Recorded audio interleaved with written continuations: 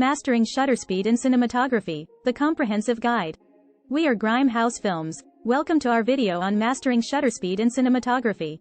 As an essential aspect of the exposure triangle, understanding shutter speed is vital for every aspiring filmmaker. Let's delve into the world of shutter speed and uncover how it can help you create dynamic and visually appealing footage. What is shutter speed? Shutter speed refers to the amount of time the camera's sensor is exposed to light. Expressed in fractions of a second, e.g., 1/50th, 1/100th, 1/500th, the shutter speed controls the duration of light exposure, directly affecting the overall brightness of your footage and the portrayal of motion. How shutter speed works. Shutter speed works by controlling the length of time the camera's sensor is exposed to light. The shutter opens, allowing light to pass through the lens and hit the sensor, and then closes after a specific amount of time. Faster shutter speeds result in a shorter exposure, while slower shutter speeds produce a longer exposure.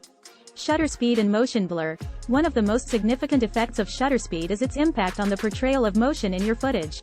Faster shutter speeds can freeze fast-moving objects, resulting in sharp, clear images with little to no motion blur. Slower shutter speeds, on the other hand, can introduce motion blur, giving your footage a sense of movement and fluidity. The appropriate shutter speed for your project will depend on the desired portrayal of motion and the style of your film. Balancing shutter speed with aperture and ISO. Shutter speed is one of the three components of the exposure triangle, along with aperture and ISO. When adjusting shutter speed, it's essential to consider its impact on exposure and motion portrayal and how it relates to the other components of the exposure triangle. Remember to strike the right balance between these elements to achieve the desired exposure, motion portrayal, and overall image quality. The 180-degree shutter rule. A widely used principle in cinematography is the 180-degree shutter rule, which states that the shutter speed should be set at approximately double the frame rate of your footage. For example, if shooting at 24 frames per second, FPS, your shutter speed should be set at 1/48th or 1/50th. This rule aims to create a natural-looking motion blur, similar to what the human eye perceives in real life. Tips for managing shutter speed in your shoots. 1. Experiment with different shutter speeds to understand the relationship between shutter speed, exposure, and motion portrayal.